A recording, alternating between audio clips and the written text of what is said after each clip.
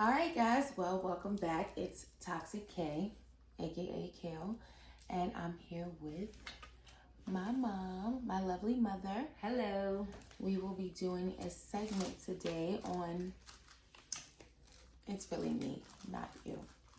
But again, follow me on IG at Beauty No Photoshop or also at Toxic K. That's 2 C's, 3 Y's. So we will just jump right into it. Second episode. So, how do you know when to actually leave a situation? How did I know? Yeah. It depends on the situation. Where you thought it was really you, not them.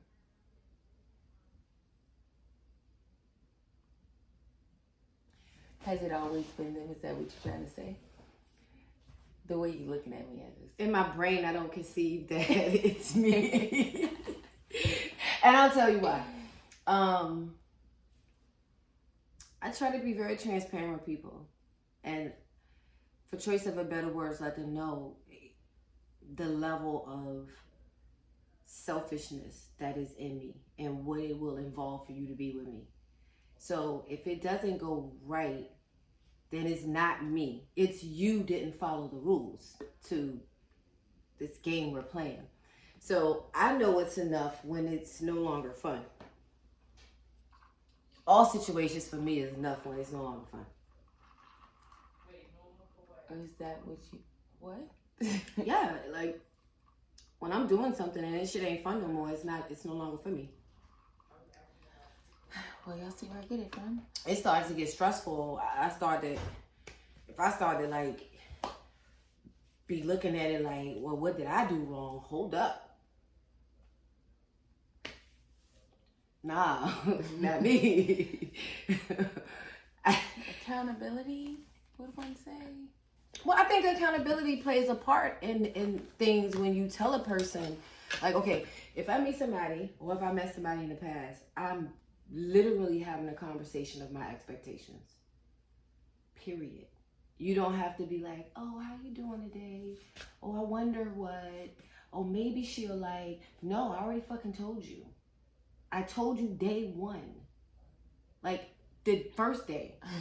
I don't let it prolong into this weird thing and now we're in this space where you're like, oh, you're confused. You're not fucking confused because I explained it to you day one. How I am. And what I'm looking for. But it all depends on where you are in your life. A lot of that, I just didn't wake up one day like that. It took me a while to get to that place. I think the more you get to know yourself and the more you trust yourself, the easier it is to tell a person, this is no longer working for me. And that's okay. I feel. I mean, I can't disagree. I guess that's where I get it from. I mean, I've been on the other end of situations where someone's like, this is not for me. And I'm like, I understand. I respect that. We can still be friends after. I'll see you in the street. How you doing? Friends. Hey, what's up, buddy? Are you even like friends, that though? Well, to me, Cordial. the word friends is a casual word. So again, it's that person's definition of friends. Gotcha. Yeah. Friends to me are interchangeable. Okay. You can switch them up like dolls. This one, that one. And that's just how the shit goes. I believe more like family. You're a friend, but you're more like family to me. So I view you differently. I got you. Yeah. I understand it. Well, have you ever felt like you were too good for someone? Hell yeah. Fuck yeah. And that's what, but that puts you in a perspective like, listen, there's no benefit here for me. So if we're not having fun, then this shit just don't make no sense to me. That is very true. Can I smoke on your show? Yeah. I had to learn that the hard way. As I'm smoking. Thank you. I appreciate the asking before, but I guess I've also had felt like, sometimes there's only been a few people that I felt like were too good for me. Maybe one person. What's that like? I don't know. I just genuinely cared about our friendship more, so I knew like where he wanted to go in a sense. It just wasn't gonna work because of the person I was. So I felt like it was better for me to be like, this is not gonna work. Like I don't think it'll work. So how does that equate to too good for you? I wouldn't necessarily say too good, but I guess I felt like I would potentially like hurt him. Mm-hmm. Okay, I've dated some guys and I'm like, I'm gonna take you down a dark road. Yeah, like that. So and you're a like, good guy. Like you're just so good. Go home. Yeah. Yeah. I've been in that situation. So because everything ain't for everybody. Yeah. And some people don't deserve to be exposed to certain things if it don't call for it. You know what I mean? So I get that. But I wouldn't say he was too good for me. Well, yeah, I guess. I would just say maybe he ain't ready to jump in the deep end of the pool. So we're going to let him stay up at the kitty end, you know? Yeah. So that's like the only thing that I could in that aspect of a too good, I guess, for someone. Yeah. Like put it into that perspective. But I always felt like I was way too good for a lot of people I've dealt with. And I mean that. So why do you feel like you deal with him? Challenge sometimes. And not even like challenge. Sometimes it's just fun, or sometimes I'm bored. Boredom got me into so much trouble. Yeah. So boredom gets me into so much trouble. Yeah. A lot. So. Because you find yourself entertaining somebody, and then like when your boredom is full, you're like, why are you calling me? Yeah, why are you calling me back after I told you to call me back? It's like that. So yeah. It's like that. So, no. I think that's quite natural though. I think that's quite natural. I think that happens on both sides of the board. I mean, I think girls and boys, men and women both do the same thing. But I think sometimes what happens is the one party doesn't recognize a board call, or I like to call it a request for energy calls. I like to think that people call you when they're feeling down, specifically target certain people to call, because it boosts their energy. It boosts whatever they feel like they may be lacking. Confidence, people praising you, people looking at you like you might be smart, or people looking at you like you're this wonderful thing that you try to portray to other people. Agree. But in reality, you don't really feel that inside. So I feel like both parties may have those potential people they call and be like, oh, hey, how you doing? Because eventually they're going to put them in a place where they feel really secure about themselves. Yeah. They feel reaffirmed about their thoughts of who they are. And what's interesting is that with that, to me, always is you don't even believe you are who you think you are. And I think you're better than what you are. And that's my So that's like, it's too much. What picture are you both looking at in the mirror? It's too much. I'm gonna bow out respectfully. So, have you ever been in a situation where you like care for someone, but they genuinely wanted to like be with you, but you had to be like, nah? Yeah, we live together.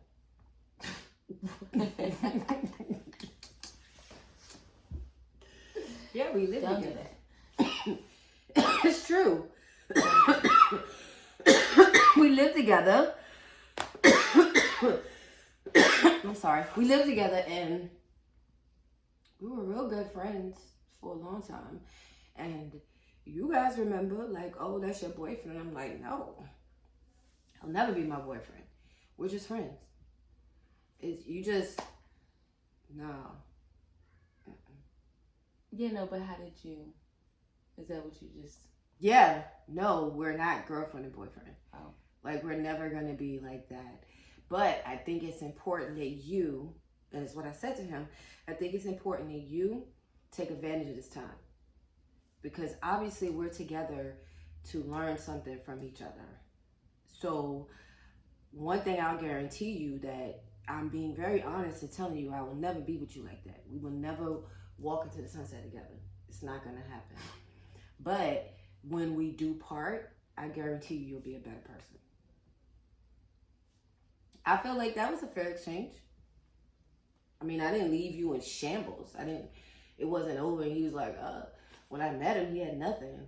And when I left him, he had a business, he had a home, he had a car, he had the respect of his family again. So you ain't get the girl, but you got everything else. So take that, you know. Sometimes it's the girl.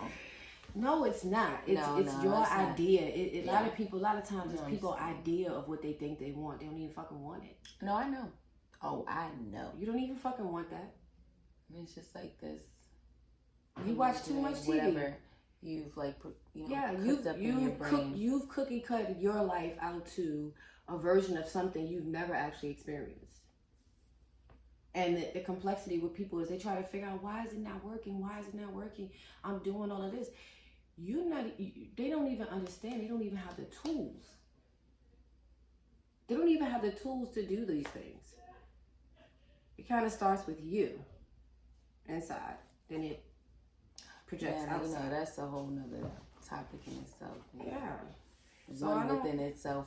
And then sometimes with people, you got to look at people like, and you got to see, like I always tell y'all, like you got to pay attention to relationships and the relationships that they have in their lives with other people. You can silently sit back and just pay attention. And if you start seeing some kooky shit, just know it's coming your way. I don't disagree. Well, I told you that with that last situation. So, I already knew. And I said then, he all the way live. Oh, this is crazy time. Yep. So none of the other actions that one would do would be shocking or like, I can't believe it. Like, it was kind of like, okay, really? Like, whoa. Yeah. But then it was like, okay, whoa. Mm-hmm. Your mother should have hugged you more. And I'm sorry, but mine did. It's important. Putting your feet up on the hug your sons. What's wrong with you? Child, let them cry, please. I don't understand. All right, well, have you ever felt like I guess in a sense you feel like you've already answered this question. Have you ever felt like you lowered your standards for someone? Yeah. But I needed to. Because, And you say that because? I wanted to have fun. Perspective. All right.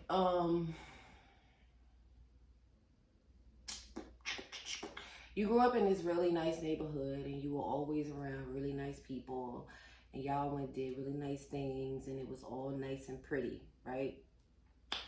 But then you met someone and everything in their world was just like loud and boisterous and fun and exciting and dangerous and almost like forbidden. Yeah. You may not even belong there. So in order to fit in some of these places, you got to dumb yourself down. You got to act like you got to see certain things and not see them. You got to be around certain things and don't correct it. You got to be places you wouldn't necessarily be. Because ultimately, for me, my goal was to have fun. And I wanted to experience what certain things would be like. Like dating somebody who's younger than you, who, no disrespect to nobody at all. Please, no disrespect to nobody. But just like saying somebody who's younger than you, who may not be established in their life and who might be like a trip to Short Pump Mall is like the thing for them. Like it could be, like that. So when you're around situations like that and you lower your standards, you got to kind of be like, oh yeah, Short Pump's nice, When really in your mind, you're like, the mall is ass. And I really mean that. The mall is ass.